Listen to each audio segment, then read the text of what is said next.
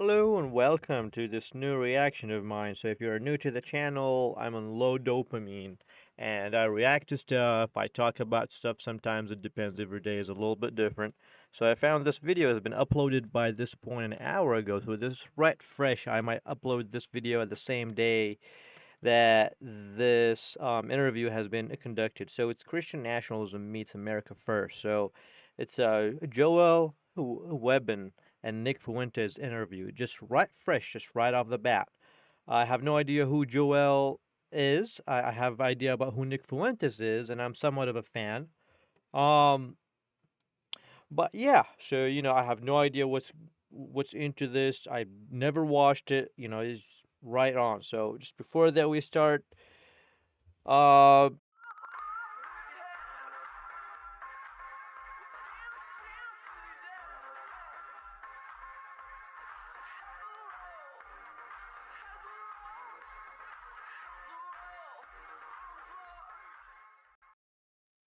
let's go. Maybe I'm more liberal than you. Hmm.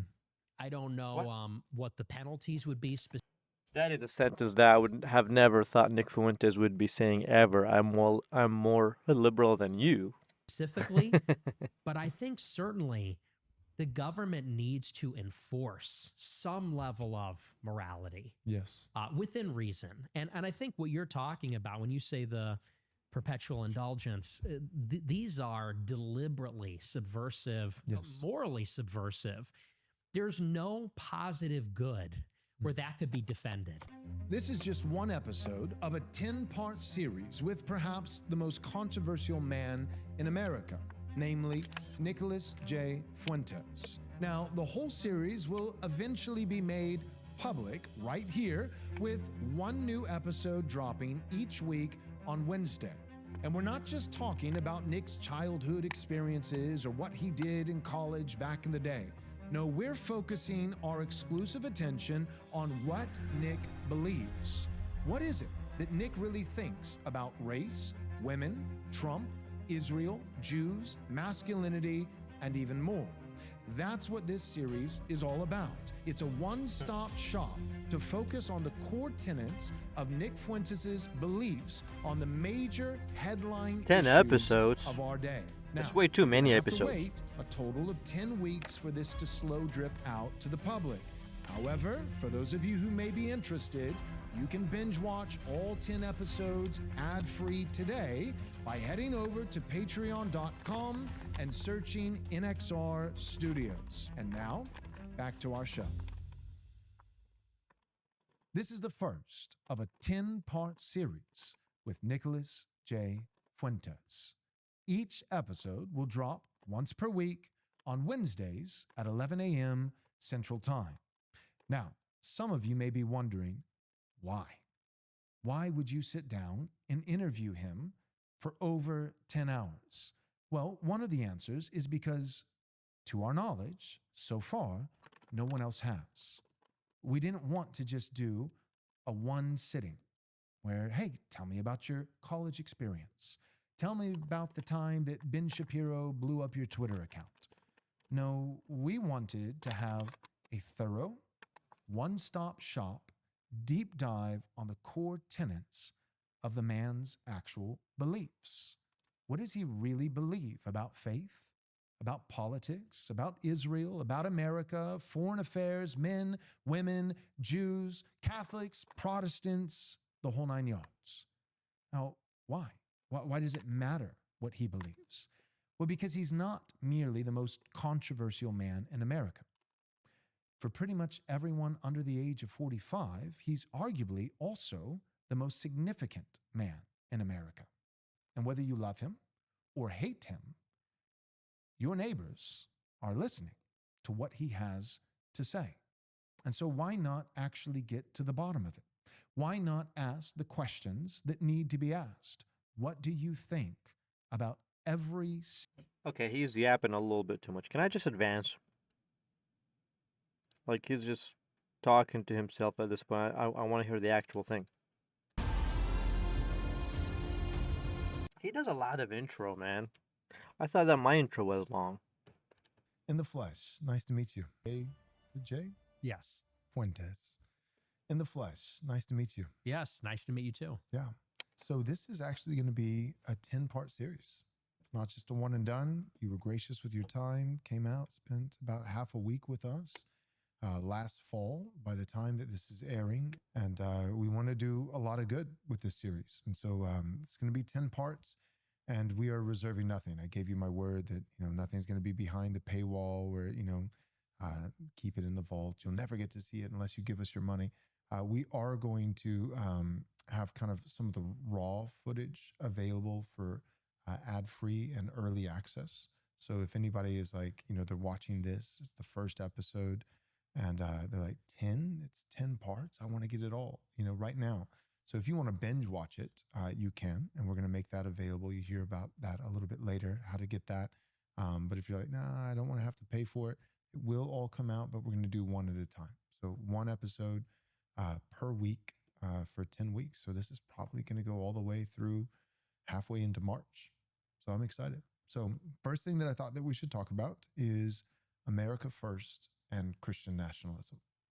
You're a Christian nationalist, right? Yes. Okay, so I want to ask you about America First, but first, let's start with the Christian nationalist piece. Obviously, they both run into each other. When you say you're a Christian nationalist, what do you mean by that? I believe that America's a Christian nation. Yeah. Which is sort of in the name. Christian Right. nationalist, America's a Christian nation. And I think that Christianity is an essential part of America's identity.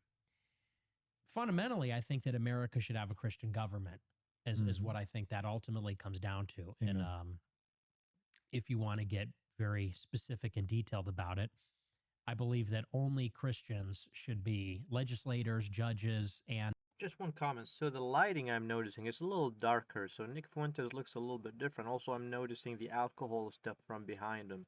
So these details are a little interesting. He looks also a little bit different. He looks somewhat more comfortable than he's been with Tucker Carlson per se. We'll see how this goes, but yeah, this whole thing kind of looks a little bit different. in the executive branch. Amen. I think that if Christianity is right and true, if God has a law, then our government should follow that. I think that's historically our identity. I think that's the truth. I think that's consistent with what our civilization is. So I would start there. I think that we should have a fully Christian government. What do you think? I agree wholeheartedly. Lex Rex, the law is above the king. I'm actually comfortable with the king.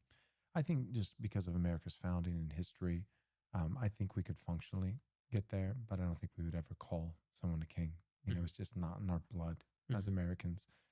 There's an aversion to that. But even if there was a monarch, the law of God is still ultimately the ruler. Lex Rex, the law above the king. In terms of the law of God, we have all these statutes throughout the Old Testament, and then many of them restated and some new ones in the New Testament. But the summary of the law would be the Decalogue, the 10 Commandments, Exodus chapter 20. That really summarizes the law. And then Jesus summarizes it even further when he says, the first and greatest commandment is to love the Lord our God with all our heart, soul, mind, strength. And the second is like it, that we should love our neighbor as ourselves. All of the law, he continues, and the prophets they rest on these two. That's my first time hearing Joel here. I really like his voice. It's calming. It's almost ASMR. Unlike my voice, which is clunky. Yeah, so I do like his demeanor. I like his calmness. It's easy on the ear. It's easy on the eye. I'm enjoying this so far. Commandments. So the way I see it is, Jesus is love God, love neighbor. That being a summary of a summary, being the Decalogue, the 10 Commandments. The 10 Commandments, there's 10 of them, but really they fall into two tables. You have the first four, the 10 Commandments. Now I know Catholics and Protestants, we count them a little differently, but in the Protestant case, it's the first four of the 10 Commandments are in regards to how to love God. Have no other gods before me. Don't make graven images. Don't take the Lord's name in vain, and remember the Sabbath and keep it holy. The next 6 is love for neighbor. And it's honor your father and mother. Don't murder. Don't. So far, Joel is speaking more than his guest, so this is also an interesting thing. I wonder if this is going to keep happening, or hopefully we get to Nick talking a little more. Commit adultery. Don't steal. Don't bear false witness, and don't covet. And so Jesus says, love God, love neighbor, the 10 Commandments. This is how to love God with a little bit more specificity, and how to love neighbor. And then everything else, all these Old Testament civil statutes, they ultimately fall underneath one of the 10 Commandments, whether it's a parapet around the border of your roof, right? You have to have like this railing. Well, they don't have HVAC during the summer months. They're sleeping on the roof, and you're loving your neighbor by making sure he doesn't fall off in the middle of the night and break his leg. So even that you can root to the commandment, the 6th commandment, thou shalt not murder. Stated in the positive sense would be thou shalt protect and esteem the safety and dignity of human life. So we can look at that even in our Western context and say, well, that's silly. That's primitive. You Bible thumpers. Well, we have laws about speed limits and seatbelts and we're just not up on the roof anymore. But find me a 2-story balcony in anybody's home that doesn't have a railing, right? And if it didn't, eventually there'd probably be a legal issue. So it's not that different. We're like that still to this day. So if we're going to have laws, I'd like to see them modeled off of the scripture. So my question, I guess, to you though, is this is where I see a lot of Christians start to say, well, not that. The first table of the law. A lot of guys will say, yeah, we need laws as it pertains to loving neighbor, protecting his safety, these kinds of things. But I don't want blasphemy laws. Like, what about, the first of the 10 Commandments, we can't have that, all 10 Commandments on a courthouse. It's like, well, I have bad news for you. We can't do that because freedom of religion, which I look at freedom of religion, and I, at some level as a Christian, I'm like, so freedom for idolatry? Like, I mean, what is that other than like, hey, in America, we protect the freedom for people to worship sand demons and erect 90-foot tall statues to some. Did he say sand demons? I've never heard of this phrase before. Sand demons. That's a very interesting phrase. False god. I think that we've always had blasphemy laws. It's not whether but which. And I'm not saying some kid who says JC should go to jail, but like the Sisters of Perpetual Indulgence gyrating in front of a man dressed up like Christ on a cross in a public parade. Believe it or not, jail. Right away, jail. Right. Would you agree with that?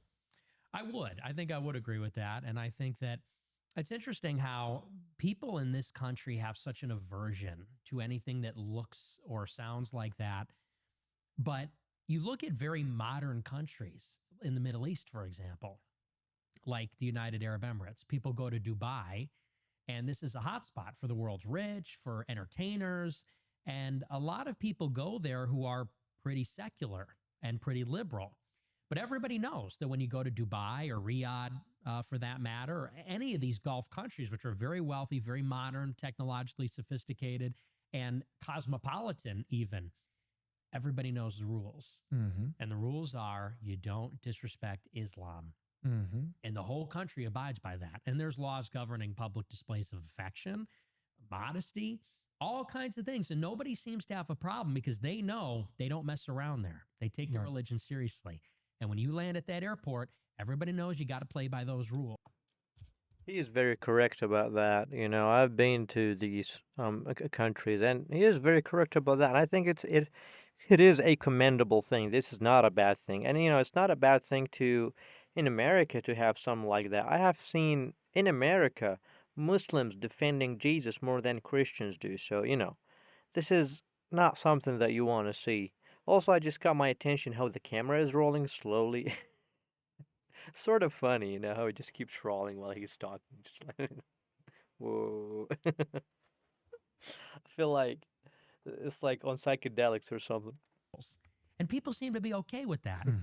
But for some reason in America, even the insinuation that you might have something like that for Christ, for the church, people say it's Okay, I just want to answer that. So he says that, just the insinuation of that, a church is ruling.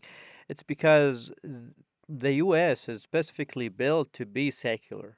You see, it's built for the separation of church and state. These other countries have not been built on that. So this is why, like, being secular is a core tenet of the American Constitution, and what America is. The separation of church and state is very very basic, very fundamental to what America is. So once you're changing that, that's a big jump. You see, this is not something, I mean, this is going to make America not what America is anymore. This is a very big jump. So this is why people are opposing it. I don't think people are opposing it necessarily because they think it's like wrong just out of the blue.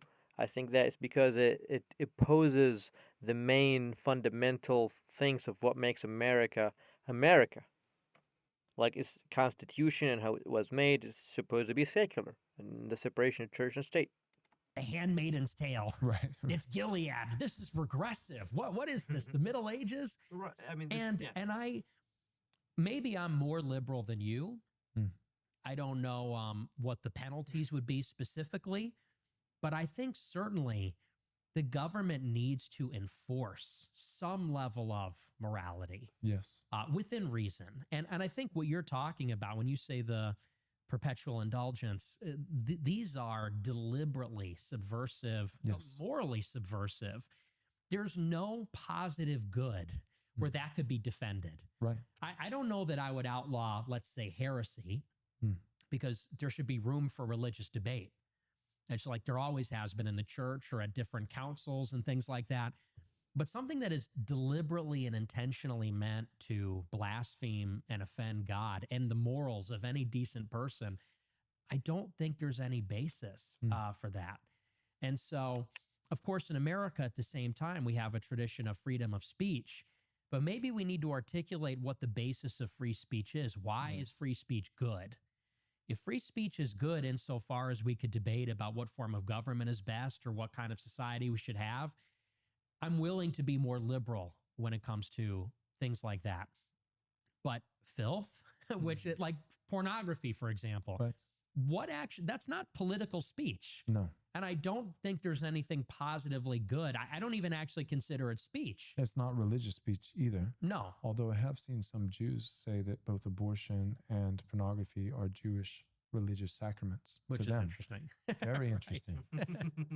So I think this really dives into some interesting territory. I didn't foresee this coming from him. So I tend to agree. I don't, like I said, I'm probably not as conservative when it comes to religious law as maybe you are, or Right. some Protestants, or even for that matter, some traditional Catholics who say there should be no freedom of religion, which is, I think, what you're saying.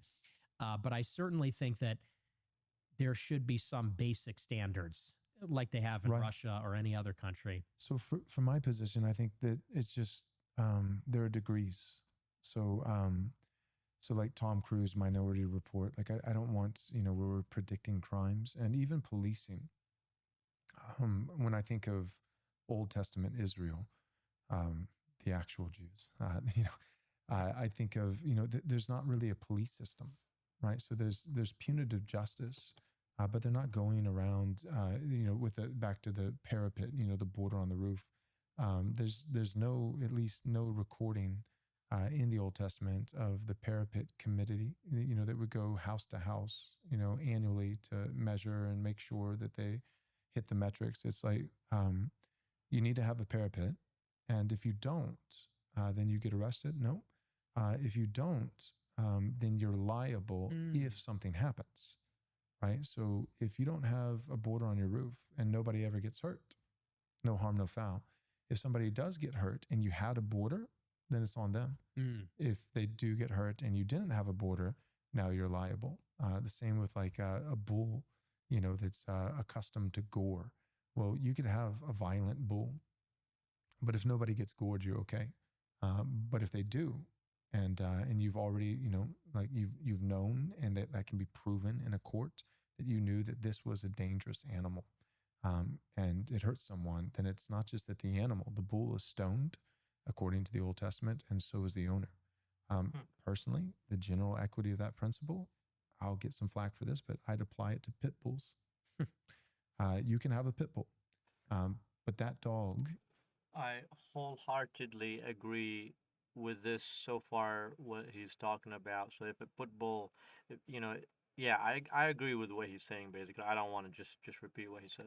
Is genetically bred in such a way that it is extremely dangerous, especially to children. And so you can own a pit bull. In America, I say that you can own a tiger if you want. But if you own a golden retriever and it has a really bad day and does something, tragic, the golden retriever is put to death, and you're probably going to have to go to court and those kinds of things. But I don't think you get locked in jail. But you have a pit bull that has that reputation, um, and the pit bull kills, two little 5-year-old girls. The pit bull gets put down, and so do you. Hmm. That would be my position. So I say all that to say, one, there are degrees, but two, also just the system itself. It's less of policing. So there's actually a lot of freedom. Like people are like, well, I don't want the government, to tell me what to do in my bedroom. Well, the government currently tells you how to build your bedroom, right? The studs have to be this many inches between. Like we police everything. And it's also costly. Like when you think of just how much, management is required, how many taxes we're spending for people to tell us every single thing to do. But a system that's punitive and retributive, rather than constantly trying to predict and stop crimes before they even occur. And then in terms of the degrees, the last thing I would say is, um, we're not talking about the Muslim police that go into private homes and are rounding people up. So a lot of this for me, when it comes to the first table of law, Wait, what did he say? He said Muslim police that go into people's homes and wrap people up. I have not heard of anything like that before in my whole life. is um, we're not talking about the Muslim police that go into private. Yeah, I've never heard of something like a Muslim police that go into people's home.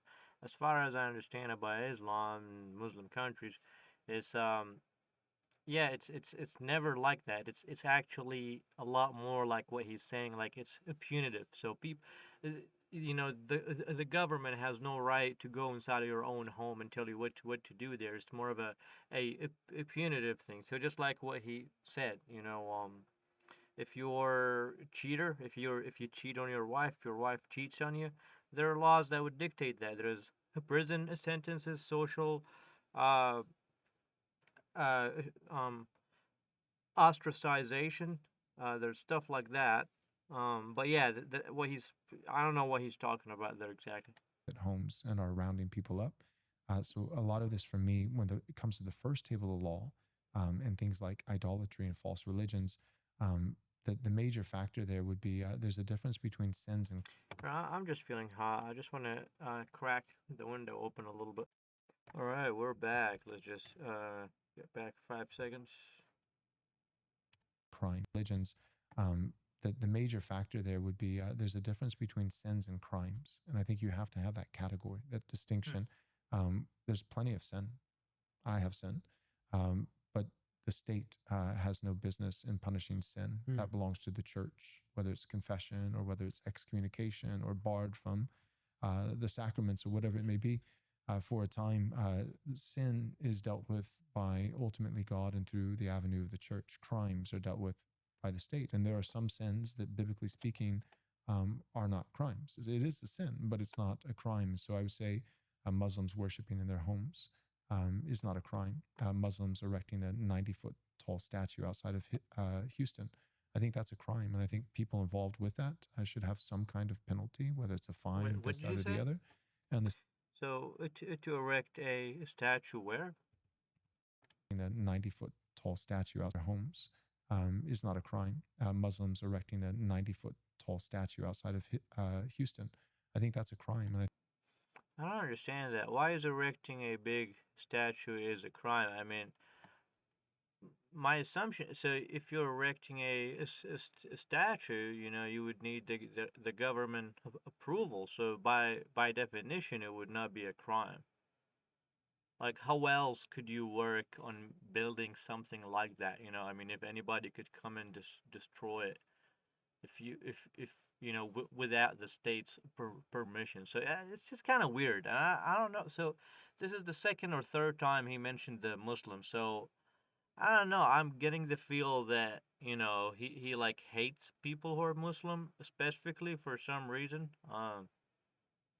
But I don't know. It just seems weird.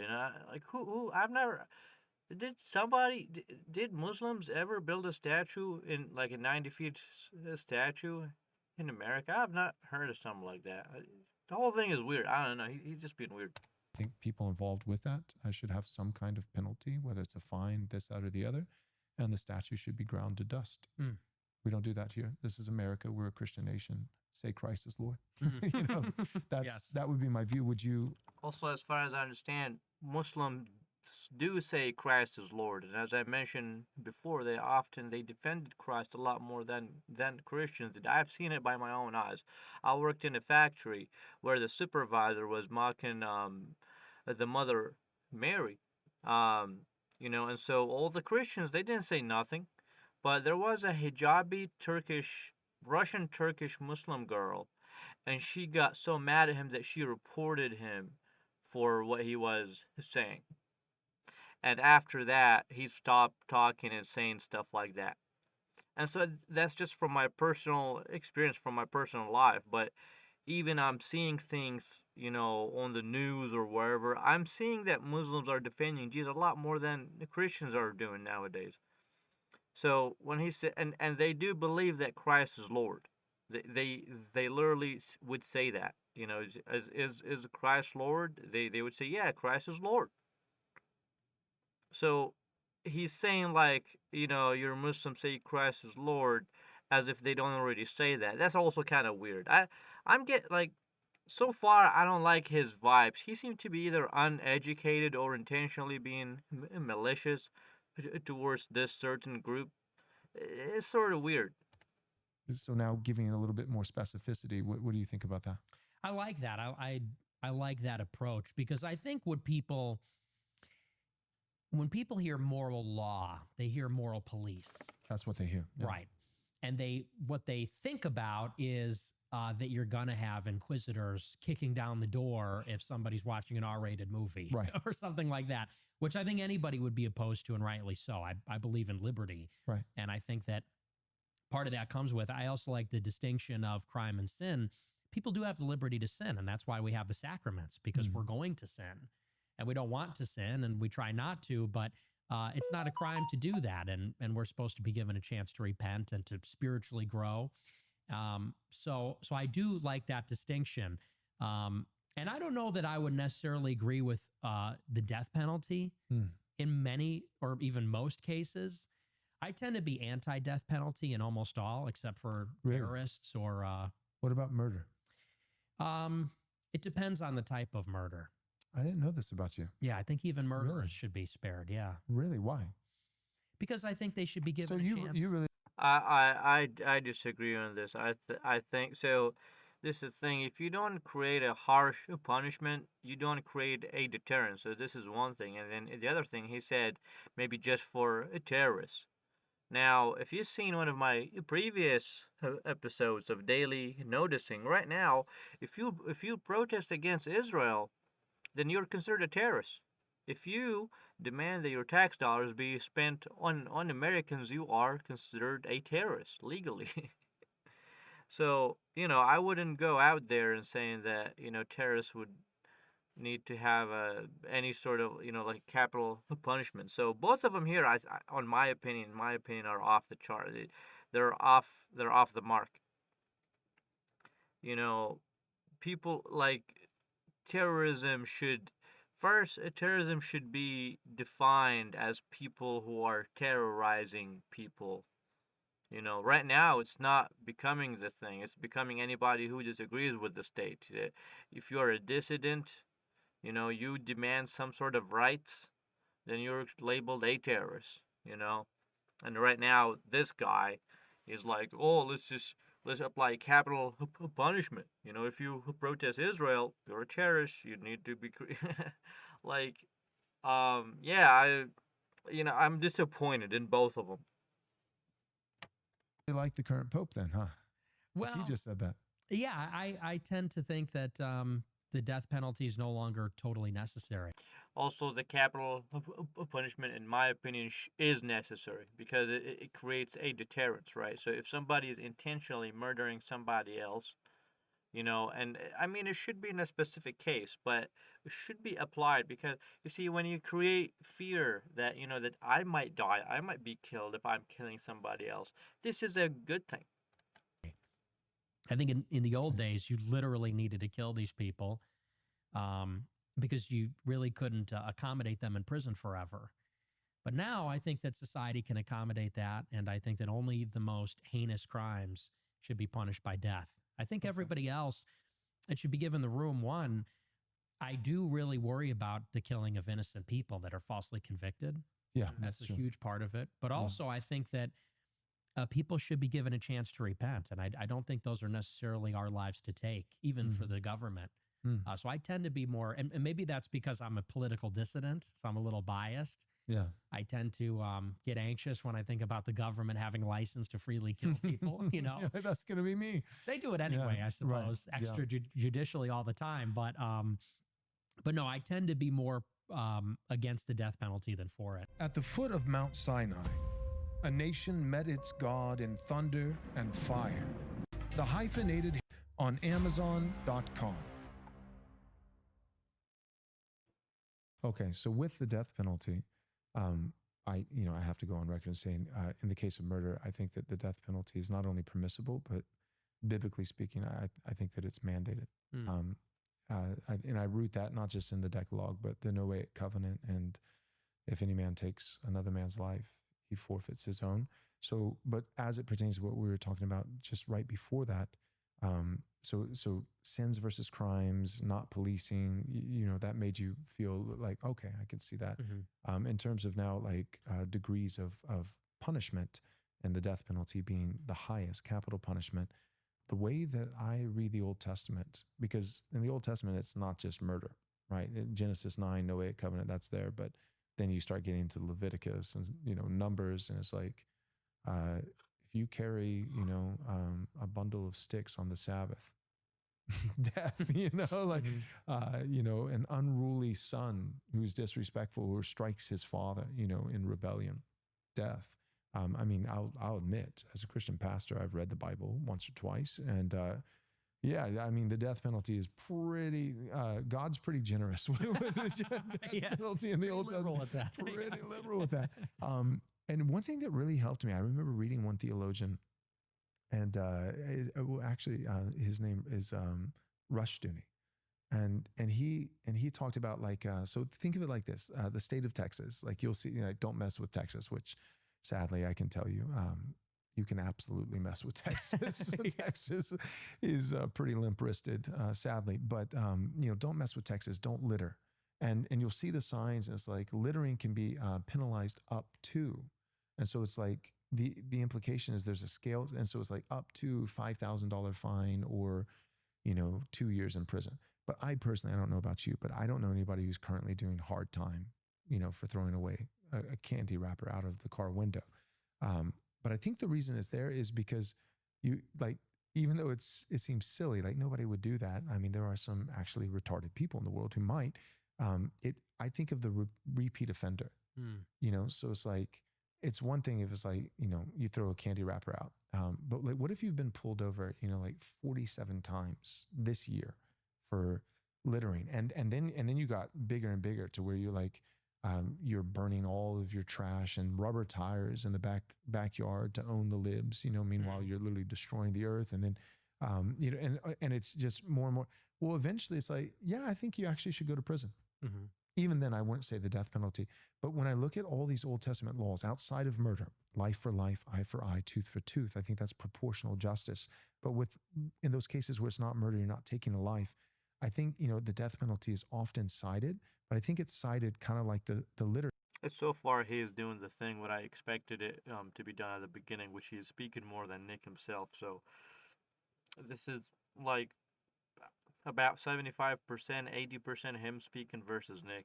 So I don't know. This is like, it kind of makes a person seem like self-centered, more interested in himself than to hear the other person. He seems to be talking more than listening. So I'm just noting that. Sign in Texas, I think it's cited as a maximum penalty, and would be reserved. like as I've studied, if a son strikes his father in rebellion, he's put to death. I've read like a bunch of historians and different guys. There's actually not one case in all of Old Testament Israel's history of that ever being carried out. So it's like, here's this law, and I don't think it's just that it wasn't enforced. I think they knew, right? We have what's inscripture rated. We don't have all the side conversations and things like that. I think they knew, like, this is not just like a 5-year-old throwing a tantrum, right? This is, and even next to it says, or if he is a drunkard. It's not talking about a little kid. It's talking about a grown man with his elderly parents publicly shaming mom and dad with just debauchery and rebellion. And likely, I think we're meant to assume, repeat offender. He's been brought, before the elders in Israel and told he needs to get in line. And he's just, there's zero restraint. And it's not just a personal insult, like slap one cheek, turn the other. But he's violent. He's dangerous. He's a liability. He's criminal. And I think, that to the nth degree can go all the way up, although they never had to enforce it, but could theoretically go all the way up to death. That helps me, like when I think of homosexuals, for instance. It's like, Joel, so do you think all homosexuals should be stoned? And it's like, well, bullets are little stones, like that. Like, I don't think we have to pick up. But no, I'm being facetious. No, I don't. But I think that I think it's a sin. And I think that it can become a crime. So it's one thing if it's two guys. That's how the whole slippery slope happened. They're like, oh, we just want the same rights as you. But yeah, but then you gave them an inch, and now it's like, hey, kids in the public library, sit in my lap as I'm dressed up as a drag queen, and we're going to put porn in all of your books, and we're going to like, yeah. So I think that, like, or in New York, a gay pride parade with grown men with their genitalia hanging out in front of children on the side, like, okay, now we're talking about a crime, Right. And even then, I'm not saying immediately it has to, but a crime, some kind of penalty. And then are they so brazen they turn around next year and do it again, Right. and do it again? What do you do if it's like the 10th year anniversary? They've been doing it for a decade running. Every single time you find them or you did it, like, eventually there has to be a harsher penalty. So that I do agree with the concept here, so kind of this graduation that, with moral crimes, as he is putting it, if somebody is not following the little rules and is becoming more and more brazen. So I agree with the fundamental concept, although as a person, so far, I'm not impressed by him. even that, I know a lot of our listeners would be like, that's hardcore, but like, I think it helps, honestly, because a lot of people will point to the Old Testament, God's punishment. They'll say he's severe, he's too harsh. I like fleshing this out, if nothing else, just to defend the character of God. That, like, God actually isn't harsh. He knew what he was doing. He knew what he was thinking. And there are conceivable, even in our modern society, there are conceivable situations. And our mind immediately goes again to the 5-year-old kid who said, Dad, I'm mad at you. That's not what the Old Testament was talking about. Any thoughts on that? Yeah, I think that's very helpful, because I think there is, rightly so maybe, I think there is such an aversion to that in the public consciousness, the idea of an executioner swinging an axe because of, and you're Protestant because someone said a swear word. Like, that's the kind of thing that people think. Right. And I can't help it, me being from a very liberal city like Chicago, and even growing up in a suburb that was pretty liberal and permissive. I think, and as an American, there's just sort of a natural aversion to that. Yeah, there is. And to kind of an extremely punitive justice system. And I have to tell you, as a Christian, I don't come away from the gospel thinking that the state should be liberal with murder, should be liberal, let's say, with the death penalty. Yeah. I, with that being said, believe that people should be put in prison. There should be a lot more people in prison. And I've said before on my show, I think the prisons should be made more humane, because then we could put more people there for longer. The reason that we don't like prison a lot is because the prison is like, you can die in prison. You get raped in prison. Right. It's inhumane in some ways, but I think that we should make them maybe more modern and nicer, so we feel comfortable sending people there so that they can be rehabilitated. I do believe that we should have a society that's forgiving, but I also agree that what you're describing, I don't think anybody has a problem with in principle, which is that people that cannot get along in society should be removed from society, whether that's put in a box forever or whether they get the death penalty or banishment. Or ostracism, banishment, exile, anything like that.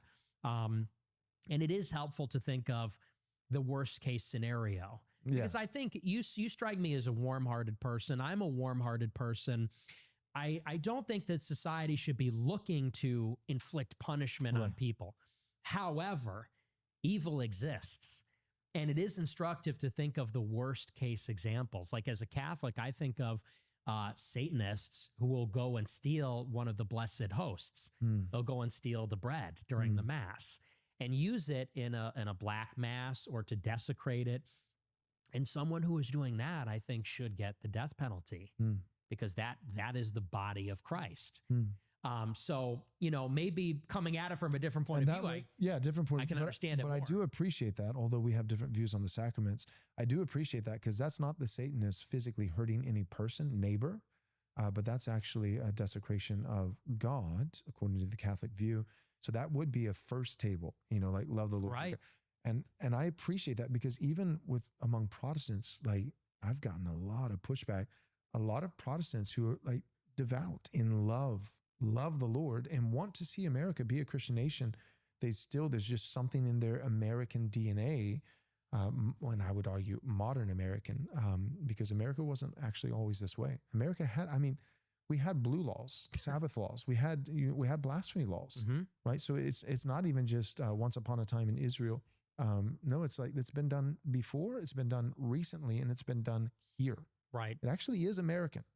Actually is. Hasn't been for a little while, but actually is. But yet what I'm saying is that a lot of these Protestants who really love God, I'm not questioning that, and really want the country to be Christian, they still, anything within the first table. So they would differ from you. They'd be like, yeah, murder is capital punishment. But the example that you gave, like something that's exclusively only a desecrate, blaspheming the church, blaspheming Christ, they would say, well, yeah, that's really bad, and that should be frowned upon. But the state has no business enforcing any kind of moral law of God within the first table of the law.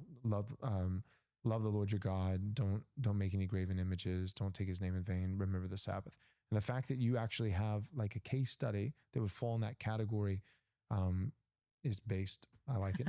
Good. So, well, yeah, because that's something that can never be excused or pardoned with good intent. Nobody would accidentally, that is so intentional and so malicious. Nobody would accidentally conspire to take the Blessed Sacrament and desecrate it in an evil ritual by accident or with good intent, that's just evil. Yeah, I can see a couple Protestants doing it. Yeah, I suppose. Just because they're like, how dare you? Yeah, you're extremely anti-Catholic, sure. Right, yeah. So I could understand that in some cases. I just think it's also important to preserve, like, let's be honest, and I agree with you, 60 years ago, we had some very intense laws on the books about sodomy, about race mixing, about blasphemy. Pornography was effectively illegal for a long time. There was a case with Larry Flint, which is what made it more permissive. And I think that we've clearly just gone way too far in the opposite direction. Yes. I don't want to go back to the Middle Ages. I don't even necessarily want to go back to the 1800s, but I think that we have definitely just gone so far in the opposite direction where anyone can recognize, you go into the city square and it's nudity, weed, public intoxication, public displays of affection. And by that, I mean, in some cases, people are having sex openly in public. People are naked protesting in Portland. And this is not a decent society we want to live in. And I agree that once it crosses into scandalizing others, children, it's offending other people, trespassing on the commons, I think that does then become subject to the law. Yeah. And I like what you said even about that slippery slope. They talk about the privacy of their own homes. It's sort of paradoxical because they were never arguing for discretion. They were never arguing for let us be private. It was always, and whether it was homosexuals or anything for that matter, They wanted to bring it out into the public Correct. and for it to be tolerated, openly acknowledged. And so it's sort of strange because that's the argument people always use is, well, what about privacy? I don't think anyone has a problem with discretion and privacy. They have a problem with what it is now, which is Right. loud and proud, public, vulgar for the sake of it, transgressive and offensive, provocative for the sake of it. And why would a decent society tolerate that? And predatory Yes. with children. Yeah, malevolent. Yeah, I agree. Last thing that I would do, like, as you know, I would absolutely call myself a Christian nationalist, and I helped, with a group of guys and writing a statement on Christian nationalism a few years back. Last thing that I would do, there's a million things, but big macro picture. So legislation, laws, we've talked about that. I think, one of the not so rare, sadly, founders, L's, is I think they should have more explicitly named the Lord Jesus Christ. And so I actually like the Constitution. I don't think that we can, I'm not hopeful that we can get back to it. That'd be great to just Constitution even harder, but it just hasn't been working out for us for quite a while. Mm-hmm. I don't think we're going to be able to just vote our way out of it. I think if history, is any bearing, I think something else is going to happen. But I do like the Constitution. I think you would have to get back to authorial intent with the First Amendment and those kinds of things, like Congress shall make no religion. So Congress at a federal level, no, I don't think that the state can come and say, we're going to have a national church and it's going to be this particular stream. It's going to be Episcopalian, and all the Presbyterians and all the Catholics and all the Baptists are going to be punished. I think that's un-American. And I think that was probably included in the realm of thought of the founders. But what was probably not their authorial intent, that they weren't thinking about at all, I don't think they could even conceive of like millions of Hindus. You know what I mean? Right. Millions of Muslims. When the First Amendment was written, I don't think they were saying, this is, I just wanted to emphasize something. I mean, he's going over with this, I don't think that the founding fathers are imagining millions of Hindus or millions of Muslims. Now, I don't think they've been imagining millions of Hindus, but Jefferson, at least, I'm pretty sure, if I remember, that he had a Quran and a statue or a slab of the Prophet Muhammad is somewhere on the White House, if I do remember that right. And so this is all. I'm not saying that they did imagine that a lot of Muslim people will be here or a lot of converts or wherever, but it's this is just very thick speculation on his part. We have no idea exactly what did they think. So this is speculation. This is not factual. This is not even close. He's basically just making it up. This is just a guessing game. What he's doing. He's like, oh, they didn't imagine there's. I don't think that. So I think that from my opinion, what I think that the founding fathers were all about is to leave it to the people. You see, they didn't think exactly. They thought wherever the people here want to follow and wherever free people in this country would like to follow, it's up to them. Muslims, Jews, it don't matter. Like the founding fathers had this idea about that this country should be a free country.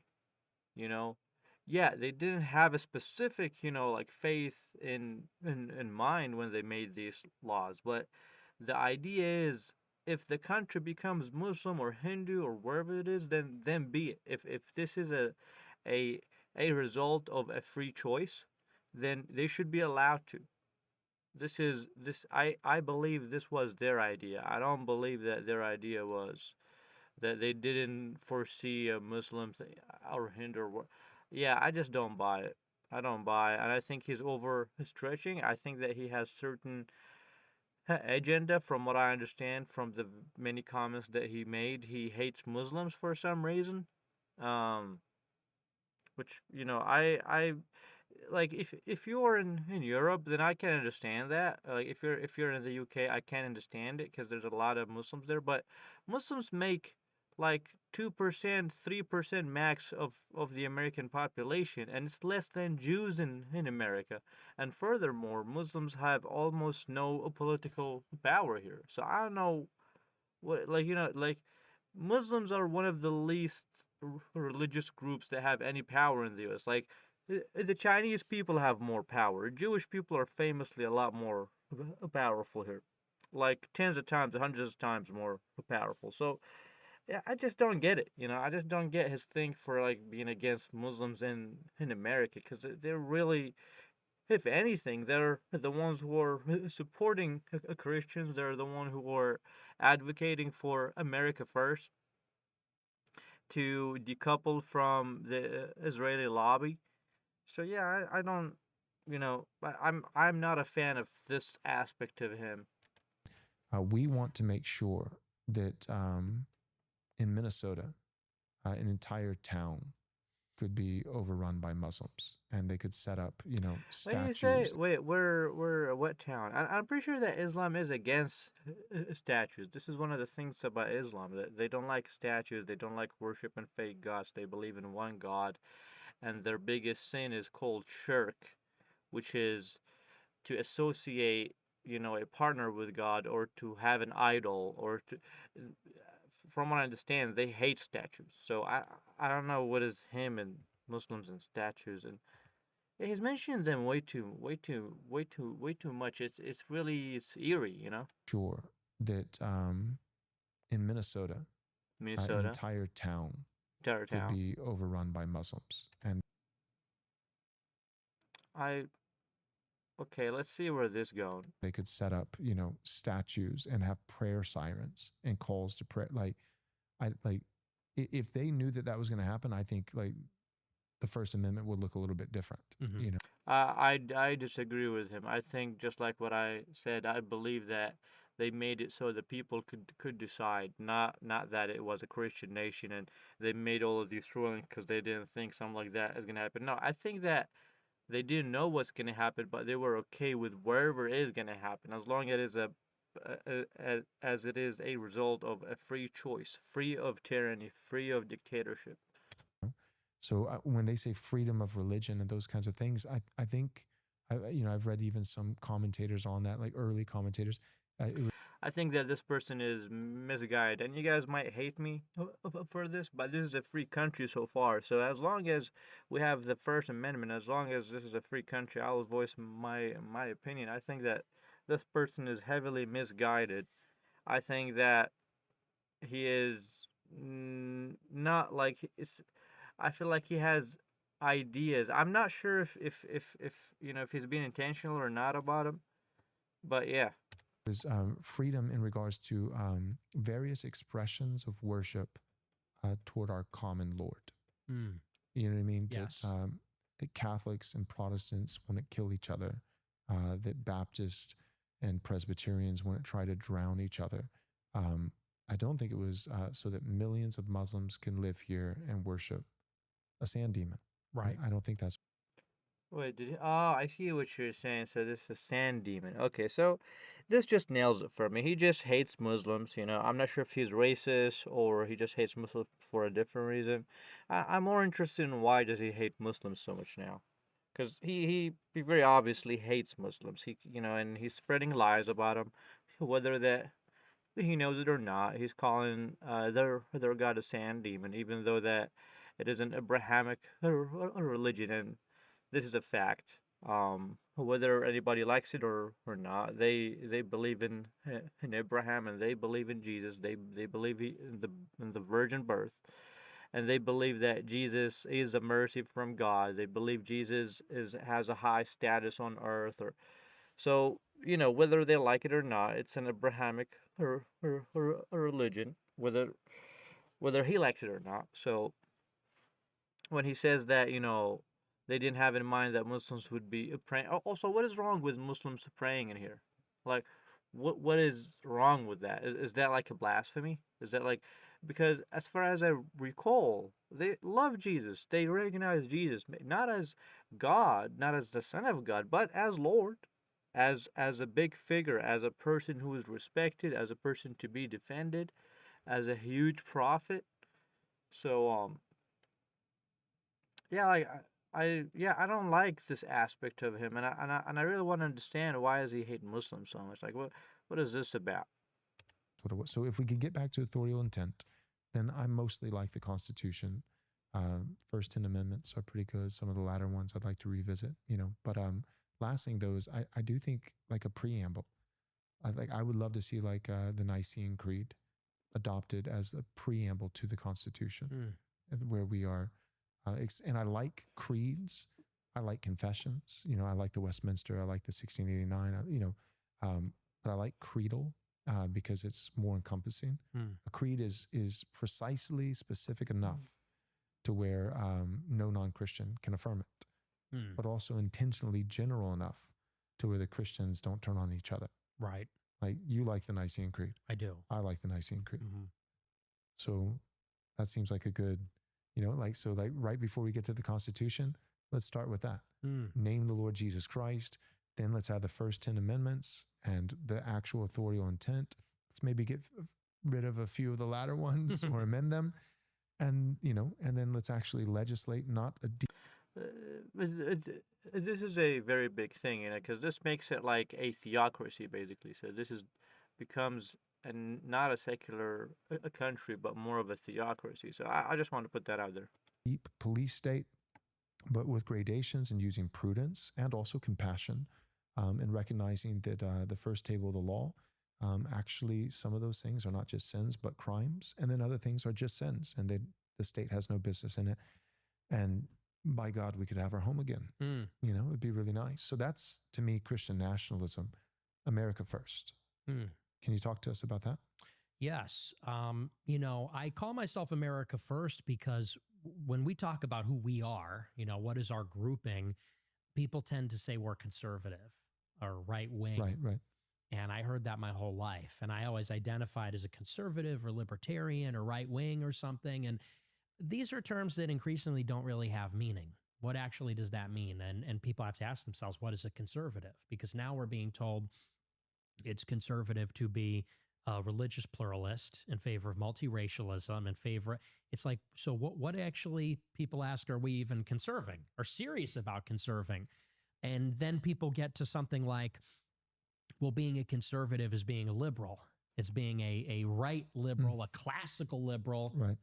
It's like, okay, so is conservatism even a tangible thing? And I look at myself in the context of what has happened in the past 30 years, which is globalization and the globalization of the government with the supranational institutions like the IMF, the World Bank, the United Nations, these institutions that sit on top of our government, as well as the influence of foreign interests, multinational corporations, foreign intelligence agencies, the globalization of the population with open borders, immigrants pouring in. And this is even to your point about the intention of the Constitution. Was it intended for there to be millions of Indians, Chinese, and foreigners here? The answer is no. We're becoming globalized in terms of the demographics and the globalization of the economy through free trade, which is the interdependence of the United States with China, Mexico, Canada, these supply chains which make us dependent on other countries. And so it's in the context of globalization that I don't feel like a conservative, where they're preoccupied with limiting the size of government or vague appeals to family values, which become more vague and generic all the time. You could say that 20 years ago, to be conservative was to be Christian. Now in 2025, if you ask Turning Point USA, they say it's ethical monotheism. They have to say that to accommodate Jews, Muslims, Hindus. What does that even mean? What do you say? Ethical monotheism? Terrible. Right? What are you conserving? It's like arguably 100 years ago, maybe it was Presbyterian or Episcopalian, Right. like a very American denomination. Then it became like, well, we're one nation under God, Christian God. Now it's like ethical monotheism. I wonder what it'll be like in 100 years when we have like polytheism and pagans. It'll just be like they'd be like deists or something. Right. Yeah. And so anyway, I look at conservatives as basically they're just not speaking the same language anymore. It doesn't seem to have a hard definition. It doesn't seem to have answers for the actual problems affecting real Americans. I said, so my real ideology, which is something I was searching for in 2016 when Trump was elected, when Trump ran in 16, he didn't say I'm the most conservative. He didn't say I'm the most right wing or the most Republican. He said, I'm America first. Right. He said, this is about globalism and nationalism, not liberals and conservatives, Democrats and Republicans. It's about globalists, internationalists, and nationalists, people that want to put the American people first. And in his inaugural, that's where I got the name of my show. And just funny story, when I started my show with Right Side Broadcasting Network, they asked me what I wanted to call the show. And my first instinct was the Nicholas J. Fuentes Show. And they said, well, that's too long. No one knows who you are. No one knows your name. I was like, okay. They said, so you need something shorter, something different. And I really had no idea. A month later, Trump gave his inaugural. And in the inaugural, he said, a new vision will govern our land. It's going to be only America first. Yeah. And I heard that and I said, that's it. Like that.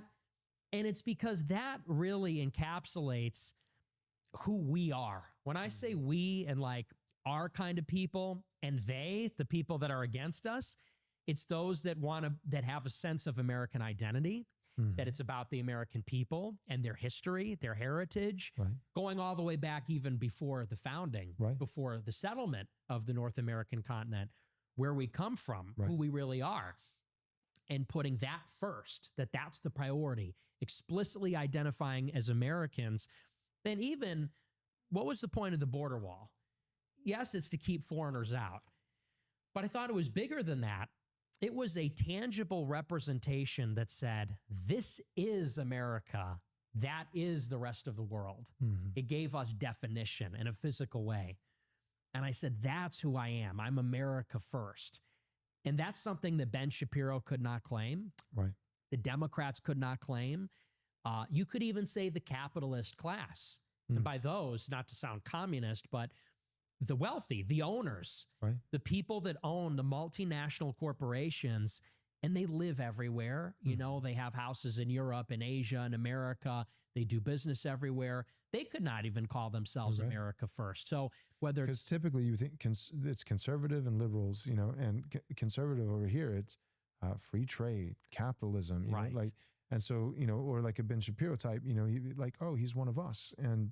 And those were kind of the dividing lines. And we're like, how come things just keep getting worse and worse? Like, well, it's like, it's ping pong, but like both sides are really just two sides of the same coin. And you're right. Trump really, in a lot of ways, two sides of the same shekel, that is. said like, the reason we keep losing is because both teams are against you. Both teams. Like that's not the paradigm, liberal conservative. The paradigm is, the world or us, you know, and I think you saw that early and hopped on it. And that's kind of been your legacy for the last 10 years. Yes. Well, that's how I position myself, because I look at someone like a Charles Koch, let's say, and say he's not America first. I have no idea who's that, but if he's not America first, then I don't like him. If you're in favor of like ultimate deregulation, ultimate neoliberalism, free trade, the rest of it, you're not really on my team. Even if you're in favor of capitalism broadly or traditional values or something like that. And the same goes for Shapiro or Soros. It was really just about properly setting people on the right sides of the issue. And so for 10 years, I've been creating this space where I didn't, and what's interesting, which I don't talk about too much anymore, but this is very relevant in 2017, is it seemed that there was no faction or no space for somebody that I would call a true alternative to the right wing. You had the term alt-right, which is extremely popular in 2016. And that label went through a lot of changes. In 2016, to be alt-right meant that you weren't an establishment Republican. Because in 2015, right up until Trump announced, you really had Bush republicanism, Bush conservatism, and that's just what there was. Individual responsibility, small government, free markets. Like that's what it was to be right. Even the wars to be right wing. Trump comes along and says, I'm a nationalist, not a globalist. And you just get this flood of new ideas. You get the French New Right. You get the perennialists like Evola. You get white nationalists, white identitarians, race realists, Holocaust revisionists, anti-Semites.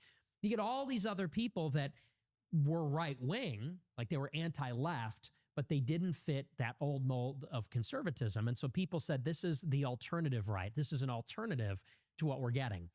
And Trump wins the election. And after the election, alt-right became something very specific. And it really meant like anti-American, anti-Christian, because it was a lot of racialists, pure racialists that said it's not about America, it's about whites. Right. Or people that were against Christianity because they saw Christianity's left wing. They From see like it as a Nietzschean. like a Jewish psyop to weaken the West through like a toxic compassion to eradicate white people. Yes, and they see wokeness and leftism as proceeding from Christianity, Marxism proceeding from Christianity. And they identified with like the pagan New Right in Europe, or they identified with even some like atheistic or secular versions of the right wing. And so I kind of came to realize in 2017, as Trump drifted back towards the establishment, there is really no space for something that I saw this vision so clearly, like a George Washington national identity, pro-America, identifying America with its European identity, identifying America with its Christian heritage, being very far right, anti-foreign wars, right wing on the economy, but not in favor of total international trade, total free trade, and things like that. And I said that this is where I think actually most people are. I think that I was a little bit wrong at the beginning, that he let him speak a little bit more. It's just that I would say maybe 60-40, like 60 for Joel and 40% for Nick Fuentes. So it's about a 50-50 of both of them talking. So maybe Joel is not as self-centered as I thought, but I still think that he has some weird fixation on certain religious groups, it seems like. people want to say Merry Christmas. Yeah. They want jobs. They don't want immigrants. They don't really care what the size of government is as long as it's efficacious and doing the things they want it to do well. They don't want to fight in wars. I said, like, this is where the country is. So that was my message basically from 2017. And you blew up into the stratosphere. Yeah, it's pretty impressive. What do you, the whole time you were talking, you like Pat Buchanan, right? Yes. Yeah, me too. But every Pat Buchanan has his Buckley to come and subvert and lie and slander, which that's, I mean, National Review. And I think, and people still say it like it's a point of pride, like it's a good thing to be Buckley. And I mean, he was even, from my reading, he was even questioned, later on in life, like, do you really think that Pat is an anti-Semite? And he was like, no. No.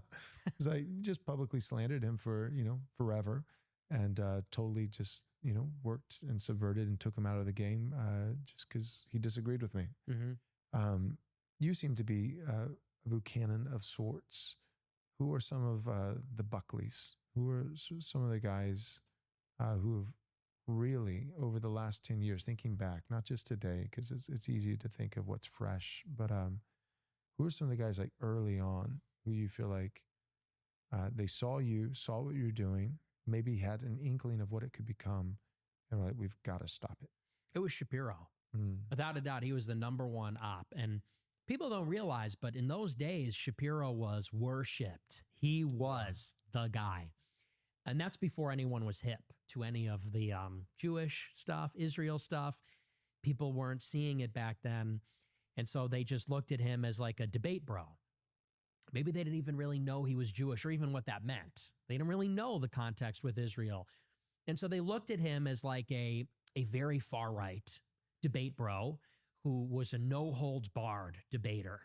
Like when he went on Piers Morgan and debated about gun control, or when he went on college campuses and owned the liberals, they saw him as like as fashy, like a fashy based young debate guy. And Shapiro, of course, was a never Trumper. And that is because he recognized what Trump was and like the potential of what Trumpism could become. Because when you say America first, it is basically the inverse of that is like not Israel first. Right. Because it's like, well, why would you need to declare America first? Who is coming before America? Well, you know, some people might say the UN. Some boomers might say that. But the real people know who comes first when we talk about the war in Iraq. Who is put first there? And some of these other things. Now, Trump, he meant the whole international system. He meant like South Korea, Germany, because we had troops deployed there. He meant even these companies benefiting from offshoring the jobs or free trade agreements or things like that. Come to find out now with hindsight, Trump meant America first over everything, maybe except for Israel. Yes, right. Literally. Yeah. And so That is unfortunate. you know, Shapiro, it's sort of ironic, like me and Shapiro in like a weird horseshoe kind of a way, we both saw what Trumpism really was. Right. No one else saw it. No one else Right. and people were arguing back then, like, is Trump a Nazi? No, he's not. He hires black people. He's pro-Israel, you know, but like me and Shapiro both heard the signal through the noise. We understood kind of the significance of what was implied, which is he's planting a seed here where if you're not kind of brainwashing the boomers by telling them who's a true conservative and who's not conservative, if you cut to the chase and say, we say Merry Christmas here, this is America, we're building walls to keep people out, and we're nationalist. And Trump in particular is always talking about the American story. Pioneers, the explorers, the settlers, the industrialists. He's quoting Napoleon. Yes. Pretty cool. Quoted Mussolini. Yeah. Oh, did he? You remember I that? missed that one. No. He said in the campaign, he said, he tweeted, better to live one day as a lion than 100 as a sheep. And some journalist said, do you really want to be associated with Mussolini? And he goes, I want to be associated with interesting quotes. He goes, I was like, so good. Yeah. But Where's that guy? right. I miss him. Yeah. And, you know, but what they feared, what Shapiro feared is that he was a populist. Like he was really rallying the peasants in an anti-elite message, saying like the problem is the elites, the rich, the government. He was rallying the rubes around the flag and the cross, less so the cross, more so the flag, but there was still, it was implicit. It was sort Christian of implied. rhetoric. Yeah. Right. And, you know, that's just like naturally anathema to someone like Shapiro. And by that, I mean someone who is Jewish, pro-Israel, like he sees where that's going. So he was stridently never Trump. And I remember that when I was introduced to Shapiro, not directly, but this friend of mine texted Shapiro. I told the story on PBD, and she said, you got to take this guy under your wing. He's amazing. She goes, he's a little Trumpy, but you can show him what's what. Like I said, I've already heard this story about early Nick Fuentes and how Ben Shapiro shaped him that way from the interview of him and Tucker Carlson before. So I want to skip it. I don't know, when does it end? Form, and like most of them would be groypers, and they would respectfully wait their turn. They'd have their little question. It was at Houston, and so he was outside at a small table, and he was literally just mobbed. Like there was a angry mob that surrounded the table of groypers, and it was the most rowdy one because, you know, at that time he was doing all these events, and they were pretty tame. Right. And then the Q&A line would form, and like most of them would be groypers, and they would respectfully wait their turn. They'd have their little question, their rosary, their MAGA hat, and they'd go up and respectfully ask the question, and Charlie would answer. He'd get jeered a little bit, but this one was like out of control because it was It was out in the open. He was at a small little table, and he was just surrounded by Groypers screaming, booing him, yelling at him. It was brutal. And at the end of it, he got a question about me to debate me. And this was like, I get secondhand embarrassment. He had next to him like something covered in like a sheet the entire time. He pulls off the sheet at the very end. It's a TV. And he pulls up a clip from my show from when I was in high school. Wow. When I said that I didn't like Trump in like 2015. And I was a senior in high school, and I said, Trump is not a serious candidate. You know, he needs to let someone like Ted Cruz win or whatever. But he couldn't get the TV to work. So he pulls off the sheet like, oh, Nick Fuentes, about that. He takes the sheet off. He's going to play this clip. And like the audio's not working. The video's like a classic AV problem. And while he's trying to put this together, people see what's happening and they just start booing him viciously. Charlie Kirk says, Nick Fuentes is a Groyper grifter and I'm out of here. And he gets up to leave and the mob follows him. So he gets up and is walking through the campus getting followed by like 200 people chanting, America first, America first. It was brutal. And that was the only time he ever mentioned me. And it's sort of, I honestly, it makes me a little emotional. It's sort of tragic that I never got to talk to him. Yeah. There's like something deeply sad that our clash in many ways sort of defines like the Generation Z dialectic. And it's just a crossover that never happened, never will happen now. Yeah. And it's very sad to me. Yeah, it is sad. Who do you think was worse, Shapiro or Kirk? Towards you. They were both pretty rough. I would say that Shapiro. I was about to say that, yeah. Shapiro is the more insidious and the more, how do you say that? The more vicious, the more. I mean, just this camera. I feel like it needs to be more up on top or something. You know, like part of my face is not showing. Dang it. Still, it's just like I should just change where the camera is in general, in my opinion. All right, seems better. But yeah, so I think Ben Shapiro is the worst one, and you just started saying that as I wanted to say it. Rough. I would say that Shapiro really pursued me with a vengeance, and all of his people did too. They were like flying monkeys. Cabot Phillips was a big one. Ultra. I mean, I know I can't swear on your show, but he was a jerk. Okay. His dad, Tim Phillips, ran Americans for Prosperity, which is like this cutout for like corporations to sell deregulation. And Cabot, so the guy's like royalty because his dad runs this was a very powerful nonprofit. And he was at Campus Reform, and this guy was constantly attacking me on Twitter. Now he's at Daily Wire as like their editor-in-chief, I think. But it was him. It was Josh Hammer was with Daily Wire at the time. He was always on my case. Elliot Hamilton, Aaron Bandler, like they had a whole clique always going after me on Twitter. But Charlie was pretty brutal too because they put together like a highlight reel of all the clips compiled by Media Matters on Twitter. Benny Johnson did, who worked at Turning Point, and said, here's Nick denying the Holocaust. Here's him saying he hates women. Here's him saying something racist about black people.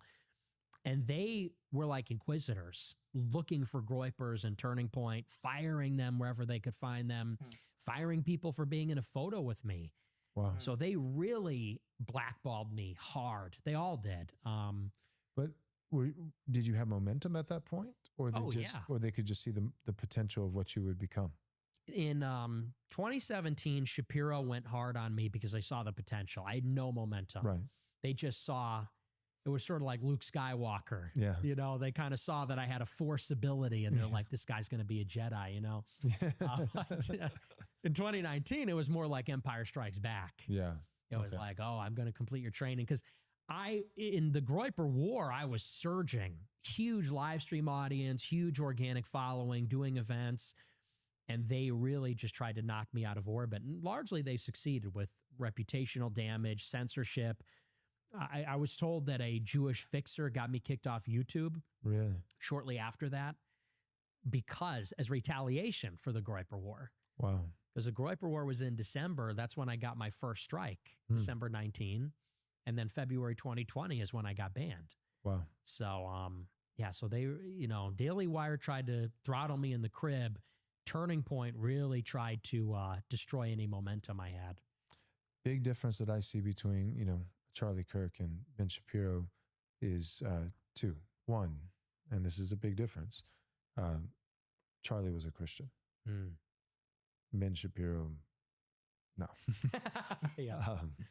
And second, Charlie, I wasn't an avid listener, but I would tune in every now and then if something was going viral or see this or see that.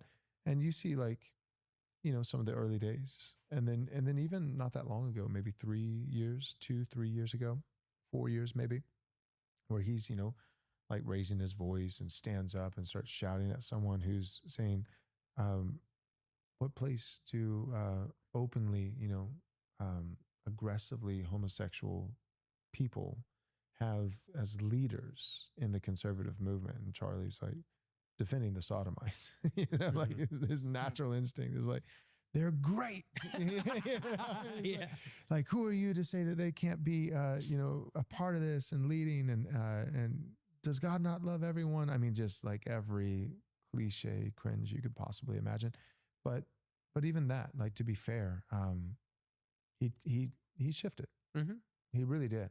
And so, like, when I think of Shapiro and I think of Charlie Kirk, and you know them both, or about them both much better than I do, but one's a Jew, right? And one's a Christian. That's a pretty big difference, But then beyond that, one seems to be just kind of He says that one Jew, one is a Christian, and that's a big difference. I don't know. If you look at much of the Christian Zionists, which are the bulk of the Christians apparently in the U.S. Politically, as their name entitles, they're Christian Zionists. So I don't know if that difference is really big between Christians and Jews in America.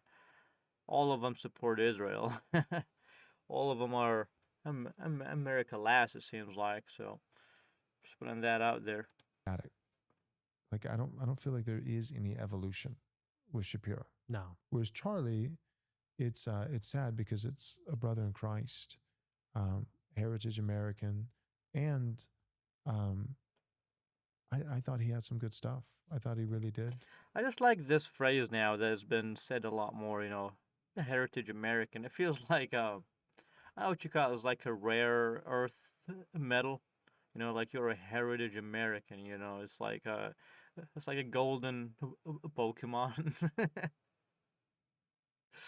I could maybe like in a 50 or 100 years from now when white people are a minority and so that they're being treated, oh, here's a heritage American, let's keep him in a museum.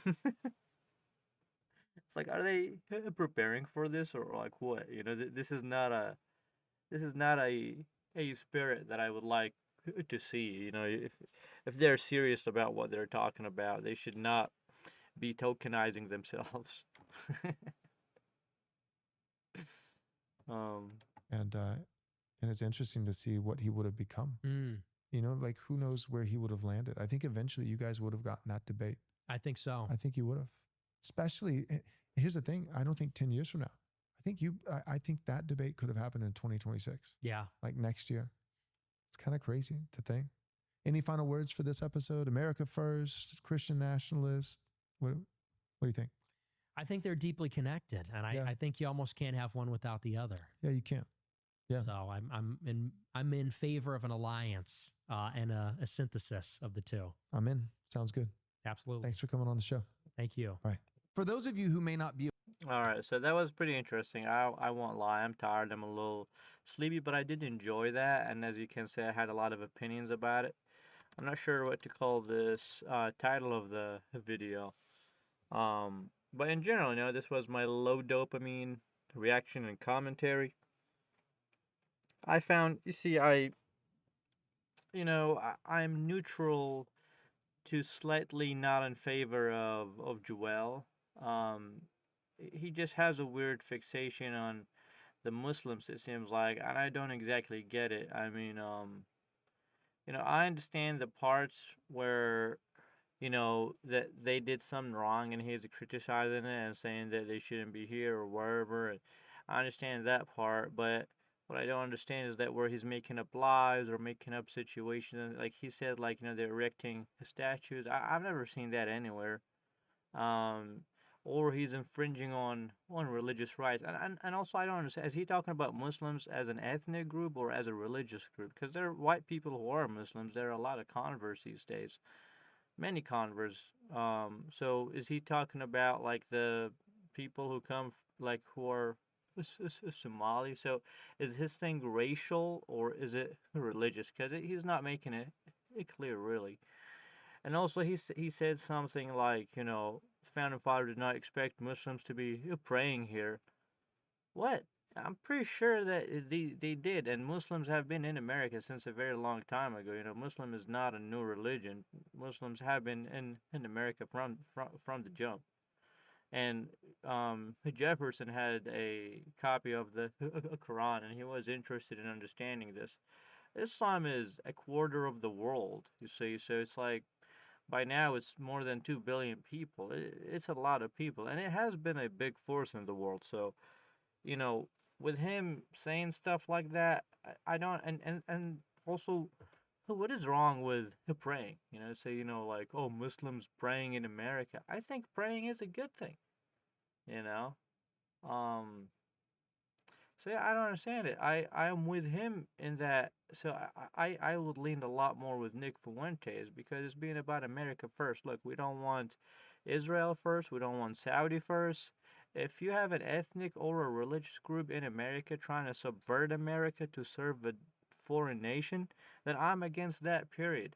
If you have a bunch of people who are defrauding us, stealing our taxes, then I'm against this, and those people should be put behind bars.